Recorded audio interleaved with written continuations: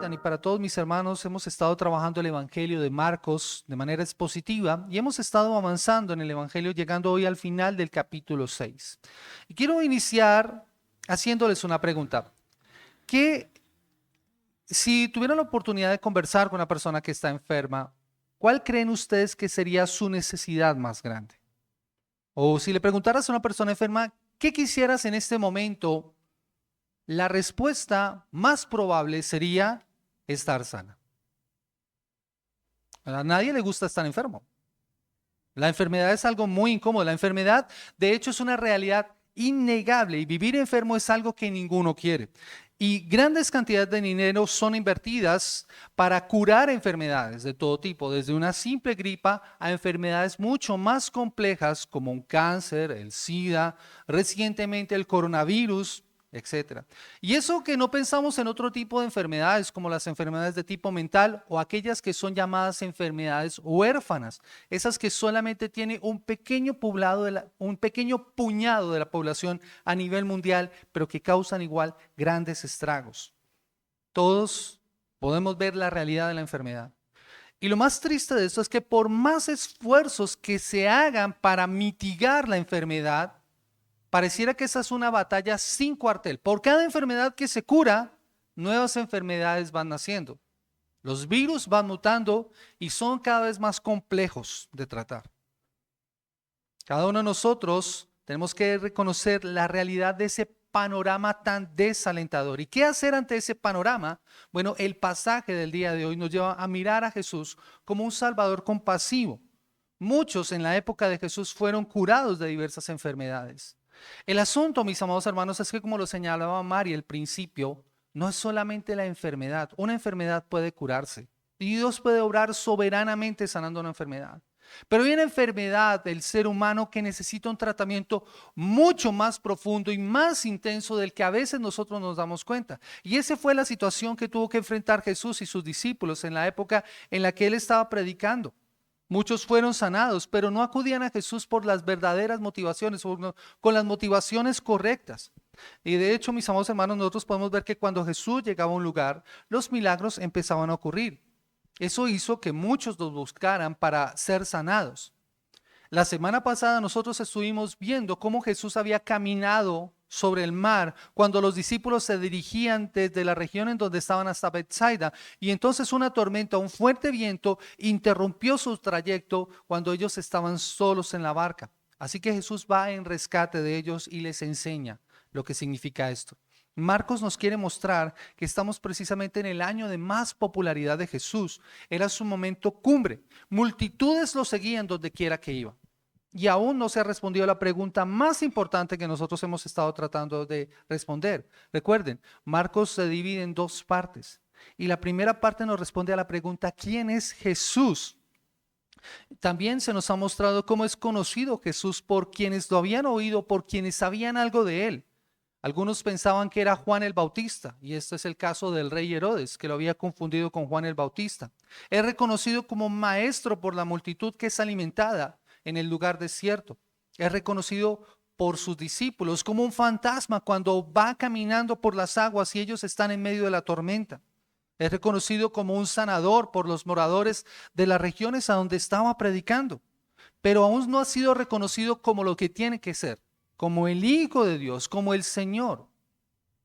Y este pasaje, mis amados hermanos, tiene una intención, es resumir o finalizar una porción del Evangelio de Marcos. Presenta una conclusión a una porción, es un resumen. Y lo que encontramos en ellos es que a pesar de las motivaciones equivocadas y la falta de un correcto reconocimiento de quién es Jesús, por parte de las personas que lo buscan, Él sigue mostrándose como un Salvador compasivo, como un Salvador misericordioso. Y es de hecho el título de este sermón, Jesús, un Salvador misericordioso, un Salvador misericordioso. Y la pregunta que yo quiero que respondamos en esta mañana tiene que ver precisamente con eso. ¿Cómo sabemos que Jesús es un Salvador misericordioso? Y vamos a tratarlo en dos puntos en este sermón. Y lo primero que nosotros podemos encontrar es que Jesús es un Salvador misericordioso porque llega primero donde hay necesidad. Jesús es su Salvador misericordioso porque llega primero donde hay necesidad. Lea conmigo nuevamente el versículo 53 y 54. Y dice la palabra del Señor: terminada la travesía, vinieron a tierra de Genezaret y arribaron a la otra orilla. Y saliendo ellos de la barca, enseguida la gente le conoció. Lo primero que nosotros encontramos en este pasado, mis amados hermanos, es el escenario. ¿Dónde está ocurriendo todo esto? Recuerden, ellos han venido de una noche de tormenta en donde casi pierden la vida, pero llegan al lugar después de que Jesús se ha montado en la barca. Jesús desembarca en la playa con sus discípulos y esta es la última vez en que, por lo menos en el Evangelio de Marcos, vamos a ver a Jesús montado en una barca. Ya no va a volver a ocurrir este tipo de circunstancias. Es casi como la evaluación del examen de los discípulos. Ya perdiste la segunda oportunidad, ya no vuelves a tener una oportunidad. Ahora, Jesús está en Betsaida, muy cerca de Genezaret, lo que le permite terminar el recorrido que ellos habían iniciado a pie, porque ellos debían llegar a Betsaida, solo que no habían podido llegarlo por causa de la tormenta. Así que llegan a pie. Y este lugar es un lugar que es descrito de una forma maravillosa, un bello lugar lleno de árboles frutales, un clima maravilloso. Allí está Jesús. Recuerden que la intención de Jesús en un principio era que sus discípulos descansaran. Tal vez esta es la oportunidad que ellos estaban esperando para poder descansar. Pero todo nuevamente cambia, porque recuerden, la popularidad de Jesús está en aumento. Tan pronto se da a conocer la noticia de que Jesús está en el lugar, nuevamente las multitudes acuden a buscar a Jesús. Por eso dice que saliendo ellos de la barca, la gente que hizo, le reconoció. Eso es como los famosos. Yo no he tenido la oportunidad de ver muchos famosos en la vida, pero sí he visto en noticias que cuando sale un famoso, esos parecen todos como locos y los paparazzis detrás de los famosos. Algo así similar está pasando aquí con Jesús. De hecho, la palabra que Marcos usa es la palabra reconocer, estar familiarizado con algo. La gente había escuchado mucho acerca de Jesús. La gente conocía el poder de Jesús. La gente sabía que Jesús podía obrar de maneras sorprendentes sobre cualquier situación. Así que esa es la motivación con la cual están buscando. La gente le conoció y como la gente le conoce, va inmediatamente a buscarle. Él es una figura pública, es reconocido. La fama de Jesús le antecede. Tan pronto se sabe que Jesús va a llegar, la gente de inmediato acude a en donde Él se encuentra.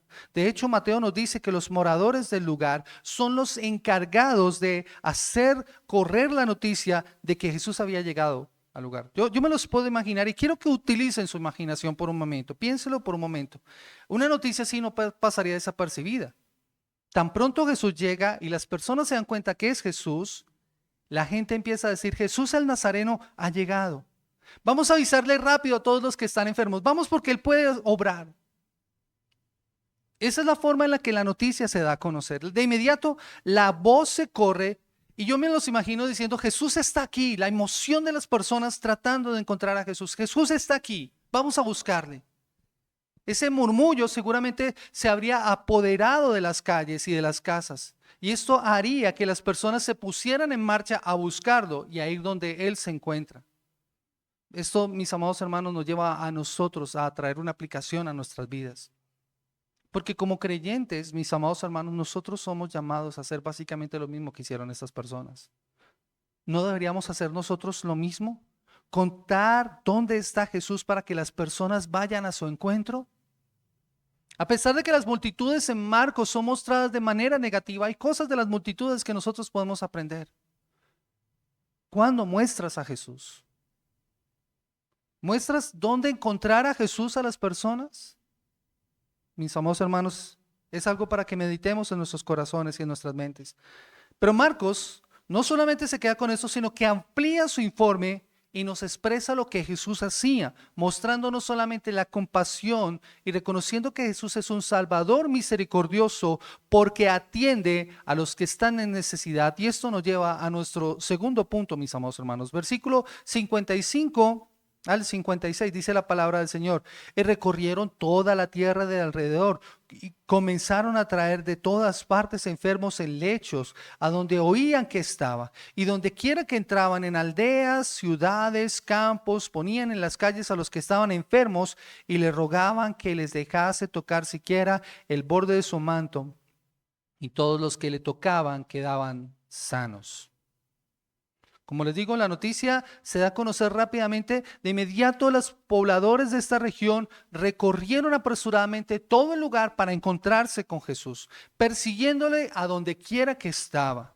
Tan pronto llegaba a un lugar, la gente se reunía para poder verlo, tocarlo, recibir un milagro. Y no era que solamente fueran ellos, sino que llevaban a todos los que estaban postrados en camillas donde él se encontraba. Esto no es nuevo. Recuerden que antes, en el Evangelio de Marcos, 4 amigos habían llevado a un hombre paralítico postrado en una camilla para que Jesús le atendiese, para que Jesús le ayudase. Y lo mismo ha ocurrido acá. Es el deseo de buscar a Jesús esperando una respuesta de su parte, ser curados, verle obrar algún milagro. Yo creo que muchos de ellos también son motivados por la curiosidad. Este es Jesús, el famoso Jesús, el que puede obrar milagros. Hay que verlo cómo es que hace. Esa es la motivación con la que las personas buscan a Jesús. Así que no es de extrañar que las curaciones fueran las que más atrajeran a las personas. Como les digo, ¿a quién le gusta estar enfermo? A nadie le gusta estar enfermo, Santi. A nadie le gusta estar enfermo. De esa manera, entonces, lo que más movería la necesidad de las personas sería precisamente la enfermedad. Y es lo que está pasando con los pobladores de esta región. Esa es su motivación para buscarle. Pero aquí es donde nosotros vemos a Jesús como misericordioso precisamente. Porque Jesús, a pesar de que las motivaciones de estas personas no fueran otras, sino recibir un milagro, Jesús les atiende. Jesús les atiende, se toma el tiempo. Jesús muestra compasión a estas personas en enfermedad. De hecho, estas personas creen que Jesús les puede salvar de su situación. Y Jesús está disponible para ayudarles. Y esto parece que no paró. Marcos nos hace precisamente el resumen, pero no nos cuenta tiempo. Parece ser que esto fue algo que continuó por varios días. O sea, Jesús recibía y recibía enfermos. Comenzaron a traerle de todas partes enfermos en su lecho. Lo que pareciera esto era una romería de personas yendo y viniendo buscando a Jesús. Y es interesante porque esas son personas que no se pueden valer por sí mismas. La palabra enfermo es la palabra débil en cualquier sentido. Es como aquel paralítico en capítulo 4 que fue llevado por otras personas porque él no podía hacerlo por sí mismo. Así están estas personas. Esa es la difícil situación en la que se encuentran. No se pueden valer por sí mismas. Necesitan ser llevados por otros para encontrarse con Jesús. Pero ¿qué nos enseña todo esto, mis amados hermanos? Porque no solamente nos está mostrando a un Jesús misericordioso que puede sanar la enfermedad, sino una realidad de fondo mucho más profunda. Mis amados hermanos, el problema de estas personas, de la misma forma en que nuestro problema es el mismo, no es la enfermedad. Una enfermedad puede ser tratada. Hay tratamientos que pueden atender enfermedades, pero de fondo hay algo más. Esta escena, mis amados hermanos, nos muestra los terribles efectos del pecado y la afectación del pecado alrededor. Esto nos lleva a vivir en un mundo caído, con las terribles consecuencias. Lo que Cristo hace aquí, mis amados hermanos, es mostrar gracia, una gracia misericordiosa, precisamente que atiende a estas personas en necesidad. Él busca no solamente suplirles lo terrenal, como hizo cuando alimentó a los 5,000 con 5 panes y 2 peces. Él quiere darles mucho más. Y la gente confía que Jesús les puede ayudar. Por eso acuden a Él buscando ser sanados y Él no los defrauda. Pero hay algo más que ellos tienen que ver. Esa popularidad de Jesús que es tan grande, que ha ampliado, que ha alcanzado un amplio espectro de la población en lugares en los que seguramente ningún otro judío habría ido. Muestra ese misericordioso Señor. De hecho, más adelante nosotros en el capítulo 7 vamos a ver cómo Jesús inclusive atiende y ayuda a una mujer extranjera, sirofenicia, considerada de lo peor en la tierra para los judíos en ese contexto. Pero Jesús se muestra como un Salvador compasivo y misericordioso, dispuesto a atender a todos ellos. Así que, mis amados hermanos, parece ser que lo que está pasando es que Jesús llega a las aldeas y pasa por en medio de las plazas de mercado, por los mercados, que era el centro de los pueblos, y allí se encontraba con las personas que buscaban ser atendidas. Esta gente tiene una profunda necesidad. Por eso están rogando que Él les atienda. Es decir, están llamando a alta voz, diciéndole: Señor, ten misericordia de nosotros, ayúdanos. Inclusive su confianza y su seguridad es tan grande que están dispuestos a tocar el manto de Jesús para poder recibir sanidad. El manto implica acá algo que ocurría en el Antiguo Testamento. Los mantos de los judíos tenían unos flecos que indicaban piedad. Si usted ha visto la serie de Chosen, podrá darse cuenta. Eran unas pequeñas tiras que colocaban en el borde de los mantos que implicaban la piedad, y eso era algo mandado en las Escrituras en Números capítulo 15, el versículo 37 al 41. Lo que implicaba era el cumplimiento de la ley. Y parece ser que la idea es que estos hombres que eran justos, que eran tan piadosos, tan devotos de la ley, tenían ese poder de ayudar a las personas en necesidad. Lo que está mostrando es que Jesús cumple perfectamente la ley. Este es un hombre justo que cumple perfectamente la ley. Por eso la gente le rogaba que por lo menos los dejara tocar. ¿Recuerdan la historia de la mujer con flujo de sangre? Ella ni siquiera le ruega, sabe y tiene la confianza que solo tocar el borde del manto de Jesús ocurriría ese milagro. Pero eso nos deja unas enseñanzas también, mis amados hermanos. Jesús es un hombre justo que es capaz de dar su vida por los injustos. En Primera de Pedro capítulo 3, el versículo 18, escuche cómo dice la palabra del Señor. Dice la Nueva Traducción Viviente: Cristo sufrió por nuestros pecados una sola vez y para siempre. Él nunca pecó, en cambio murió por los pecadores para llevarlos a salvo con Dios. Sufrió la muerte física, pero volvió a la vida en el Espíritu. Jesús es un hombre justo. Vive de acuerdo a la ley. Su vida perfecta de obediencia marca la diferencia. Por eso es que Él puede dar su vida por los pecadores. En 2 Corintios capítulo 5, el versículo 21 dice: al que no conoció pecado, Él lo hizo pecado por nosotros para que fuéramos hechos justicia de Dios en Él. Él es ese hombre justo que da su vida por los injustos. Él vive esa vida perfecta que ningún ser humano pudo haber vivido y cumplió todo lo que la ley mandaba. Él era el verdadero practicante de la Torah, cumplió completamente la ley. Por eso puede ofrecer su vida por nuestros pecados. Él es nuestro sustituto, Él toma nuestro lugar, Él lleva nuestras culpas, nuestros pecados, y a nosotros se nos otorga su justicia. Es por eso que aquellos que venían con la intención de ser sanados no son defraudados. Pero eso también tiene una aplicación para nosotros, mis amados hermanos. Todo aquel que reconoce su pecado, su falta delante de Dios, su alejamiento de parte de Dios, y acude a Él en arrepentimiento y fe, no será defraudado. Recibe el perdón, porque eso es lo que significa la palabra salvar. La palabra salvar significa ser rescatado de un grave peligro. Cualquiera que haya sobrevivido, de hecho, una enfermedad mortal, una enfermedad muy difícil, podrá darse cuenta de lo que esto significa. Y hay una enfermedad, mis amados hermanos, que es más terrible. Es la enfermedad del pecado que nos mantiene alejados de Dios, que si no tratamos a tiempo, mis amados hermanos, nos va a mantener separados eternamente de nuestro buen Dios. Eso es lo que nosotros tenemos que hacer. Mis amados hermanos, el centro de este pasaje es Jesús obrando en la vida de las personas. Lo que Jesús nos muestra, queda evidenciada entonces esa inmensa popularidad de Jesús, porque donde quiera que vaya, donde quiera que se encuentre, siempre habrá multitudes buscándolo. Pero tal vez no van con la motivación adecuada. A pesar de eso, miren, Jesús no deja de ayudarles, de socorrerles en medio de su necesidad. Jesús indudablemente causa entusiasmo en las personas de tal manera que lo buscan. Y esto, mis amados hermanos, nos muestra que Jesús efectivamente es el Señor. Él tiene un poder indudable. Es como dice un autor: su poder sanador, su misericordia no tiene límites. Personas desesperadas tocan su manto para ser sanadas, pero queda en evidencia el grave riesgo de solamente buscar a Jesús con las motivaciones equivocadas.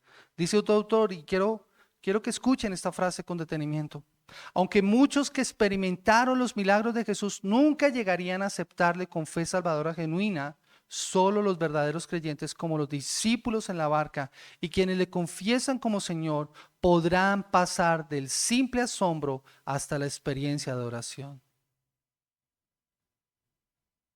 Los milagros de Jesús causan asombro, pero solamente aquellos que confiesan a Jesús como Señor podrán pasar del asombro a la verdadera adoración.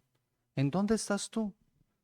Marcos quiere concluir esta porción mostrando el poder de Jesús, el indudable poder de Jesús.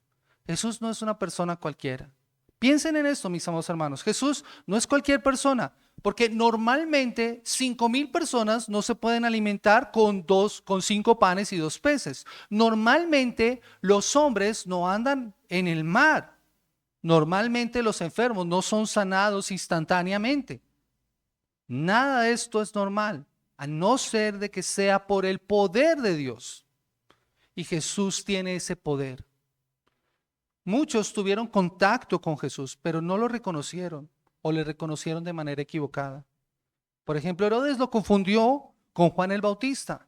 La multitud lo reconoció como un sanador y quien les podía dar de comer. Por eso querían hacerlo rey. Pero Jesús no venía a eso. Los discípulos pensaron en la tempestad que era un fantasma. ¿Quién es Jesús entonces? Marcos poco a poco nos va llevando a poderlo identificar plenamente, como debemos identificarlo. Pero hay una aplicación, mis amados hermanos, con la que quiero que concluyamos el pasaje del día de hoy. Una aplicación para nuestras vidas. Porque ¿qué significa esta escritura? ¿Es Jesús solamente un sanador de la enfermedad? ¿Eso es solamente lo que nos quiere mostrar Marcos o hay algo más? Este pasaje tiene para nosotros una aplicación para nuestras vidas el día de hoy. Como les mencionaba, mis amados hermanos, nuestro gran problema no es una enfermedad física. Gracias, Miguel. Es el pecado. ¿Y en dónde empieza el pecado? El pecado empieza y la enfermedad empieza desde el jardín del Edén. Eso es lo que causa la devastadora situación en la que nos encontramos, producto del pecado. La enfermedad existe por el pecado. Es por eso que necesitamos hospitales para poder vivir en medio de este mundo caído. Y a pesar de todo esto, muchos se niegan a reconocer a Dios para que les dé respuesta. Y Dios sigue gobernando en cada situación. Él tiene el poder para sanar toda enfermedad. Pero hay algo que Él quiere hacer mucho más allá por medio de su Hijo. Es por eso, mis amados hermanos, que quiero que miremos algunos aspectos acerca de esto. La enfermedad es una imagen de cuán malo es el pecado. Acompáñame por favor a Jeremías capítulo 30, el versículo 12 al versículo 15. Jeremías capítulo 30, el versículo 12 al versículo 15. Jeremías 30, 12 al 15. Y escuche por favor cómo es descrito o cómo es descrita la enfermedad. Jeremías 30:12 dice: porque así ha dicho Jehová, incurable es tu quebrantamiento y dolorosa tu llaga. No hay quien juzgue tu causa para sanarte. No hay para ti medicamentos eficaces. Todos tus enamorados te olvidaron, no te buscan, porque como hiere un enemigo te herí con azote de adversario cruel a causa de la magnitud de tu maldad y de la multitud de tus pecados. ¿Por qué gritas a causa de tu quebrantamiento? Incurable es tu dolor, porque por la grandeza de tu iniquidad y por tus muchos pecados te he hecho esto. Jeremías nos muestra, parte de Dios, lo terrible que es el pecado y cómo el pecado se ve reflejado en la enfermedad. Cuán malo es el pecado. Dios puede indudablemente crear o sostener un mundo sin esto, un mundo diferente, pero Dios en su soberanía permite la enfermedad, mis amados hermanos, para mostrarnos lo terrible del pecado y cuán malo es. Así que, mis amados hermanos, debemos aprender humildad. Debemos aprender humildad, porque esto nos ayuda a reconocer nuestra necesidad de Dios. Isaías capítulo 35, versículo 4 al versículo 10. De hecho, el profeta Isaías en el capítulo 1 y capítulo 2 muestra la condición del pueblo de Israel y habla acerca de ellos y les dice que no hay nada sano en ellos. Podrida llaga es su vida. Y apunta a una situación en su condición espiritual. Isaías capítulo 35, versículo 4 al versículo 10 dice la palabra del Señor, y todo el ejército de los cielos se disolverá. 35, 4. Dice, decid a los de corazón apocado, esforzaos, no temáis, he aquí vuestro Dios viene con retribución, con pago. Dios mismo vendrá y os salvará.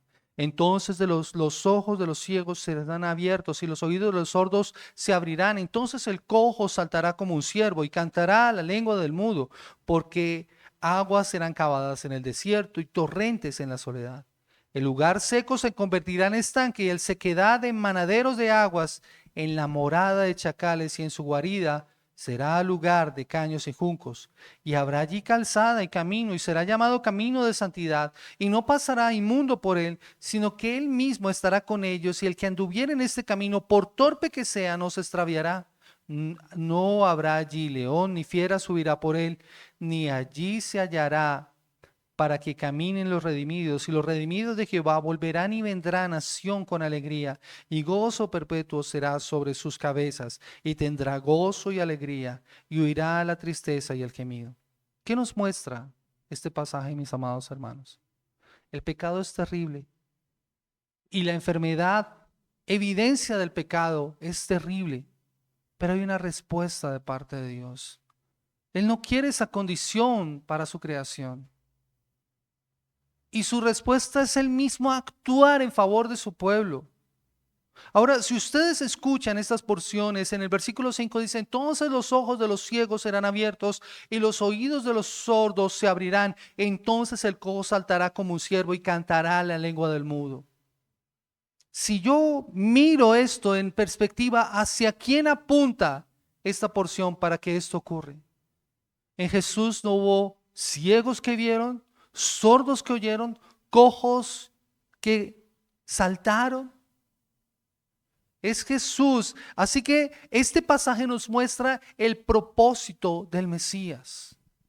Primera de Pedro, capítulo 2, el versículo 22 al 25, nos dice lo que Jesús hizo precisamente. Primera de Pedro, capítulo 2, el versículo 22 al 25. Primera de Pedro capítulo 2 versículo 22 al 25 dice, el cual no hizo pecado, ni se halló engaño en su boca, quien cuando le maldecían no respondía con maldición, cuando padecía no amenazaba, sino que encomendaba la causa al que juzga justamente, quien llevó él mismo nuestros pecados en su cuerpo sobre el madero, para que nosotros estando muertos a los pecados vivamos a la justicia, y por cuya herida fuimos sanados, porque vosotros eres como ovejas descarriadas, pero ahora habéis vuelto al pastor y obispo de vuestras almas. Aquella imagen que vio Isaías en el Antiguo Testamento tiene su perfecto cumplimiento en Jesús, y por eso Pedro mira este pasaje y de esto se cumple en Cristo. Todos aquellos que tienen necesidad tienen que acudir a Jesús, reconociendo su mayor necesidad, no solamente una enfermedad física. No vengas a Jesús solamente esperando que Él te sane o que Él responda una necesidad particular. Ven a Jesús por tu principal y más grande necesidad. Es tu pecado que te mantiene alejado de Él. Eso es lo que tú tienes que hacer. Por eso este pasaje, nos apunta al perdón de los pecados. Salmo capítulo 103, por favor. Salmo capítulo 103, el versículo 3 al 5, Salmo capítulo 103, versículo 3 al versículo 5. Escucha lo que dice la palabra del Señor. Hablando acerca de esto, bendice alma mía Jehová, y bendiga mi ser tu santo nombre. Bendice alma mía Jehová, y no olvides ninguno de sus beneficios. ¿Y cuáles son esos beneficios? Él es quien perdona todas tus iniquidades. Él es el que sana todas tus dolencias. Él es el que rescata del hoyo tu vida. Él es el que te corona de favores y misericordias. Él es el que sacia de bien tu boca, de modo que te rejuvenezcas como el águila. Este es nuestro Señor. A Él acudimos para que nos responda. Por eso en Isaías se habla acerca de la sanidad y el perdón del pecado. Cristo cumple una obra en la que el pecado es quitado. Por lo que Cristo hizo en la cruz del Calvario, un día, mis amados hermanos, un día se quitará toda enfermedad. Cristo completará la sanidad cuando venga nuevamente. Esa es la esperanza de aquellos que hemos confiado en Él. Y Él está disponible y tiene poder para sanar. Es por eso que todo milagro que nosotros vemos en el Evangelio de Marcos y otros es una ilustración de lo que vamos a poder disfrutar nosotros en la eternidad. Tal vez tú digas, yo tengo y estoy padeciendo por una enfermedad. Yo sé, hay personas que en este momento sufren dolor crónico. Dios obra soberanamente. Pablo tuvo que experimentar eso. Vivir con dolor crónico toda su vida. 3 veces oró al Señor para que se lo quitara y Dios en su soberanía no se lo quitó. Tenía un propósito en medio de todo esto.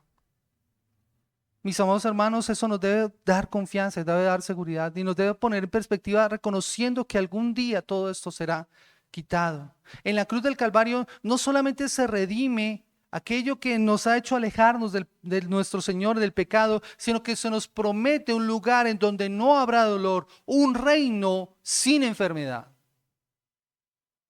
Dios puede obrar soberanamente, pero Dios también puede sostenernos en medio de la enfermedad.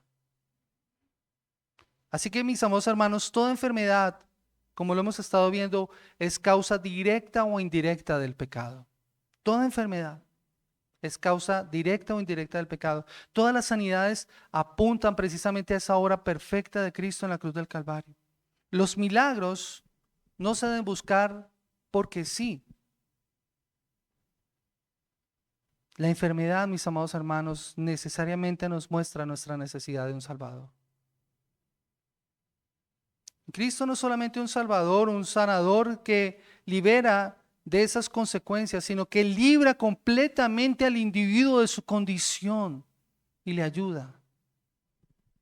Y eso fue lo que le faltó a las personas. Ellos vieron el milagro y esperaron el milagro, pero se olvidaron de ver la cruz. Sin la cruz, ninguna sanidad está completa. Dios puede obrar soberanamente y sanar a una persona, pero sin la cruz, ninguna sanidad está completa. ¿Qué podemos decir entonces cuando alguien está enfermo? Nuevamente, mis amados hermanos, Dios es soberano y Él decide cómo obra en las vidas de las personas. Si nos sometemos a su voluntad y sabemos que tal vez en su soberanía Él no permita nuestra sanidad, pero nos sostendrá aún en medio de la enfermedad. Jesús es el Salvador compasivo que aún en medio de eso nos sostiene.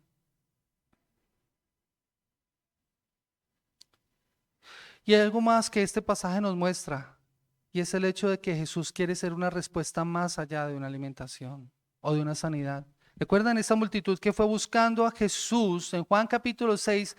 Es la misma multitud que escucha el maravilloso sermón de Jesús de que Él es el pan de vida. Él ofrece una bendición mucho mayor a cualquier alimento o a cualquier sanidad, porque Él es el pan de vida. Por eso les digo, de nada sirven las sanidades si no se come del pan de vida. Porque una persona que no coma de ese pan de vida morirá. Pero el que come de ese pan vivirá eternamente. Por eso debemos reconocer esa obra maravillosa de Jesús en la cruz. Él tenía que pasar por el Calvario por pecadores para ofrecerles el don de la vida eterna, para que por gracia pudieran ser salvos por medio de la fe. Así que, mis amados hermanos, no sirve tener interés en Jesús. Hay que buscarlo por la motivación y la razón correcta. Si hoy tu motivación para venir a este lugar es recibir respuesta a una circunstancia particular en tu vida, pero no estás buscando a Jesús para que Él solucione tu mayor problema que se llama pecado, has venido con la motivación incorrecta. Cambia esa motivación. Búscalo no para que te sane, sino para reconciliarte con Dios.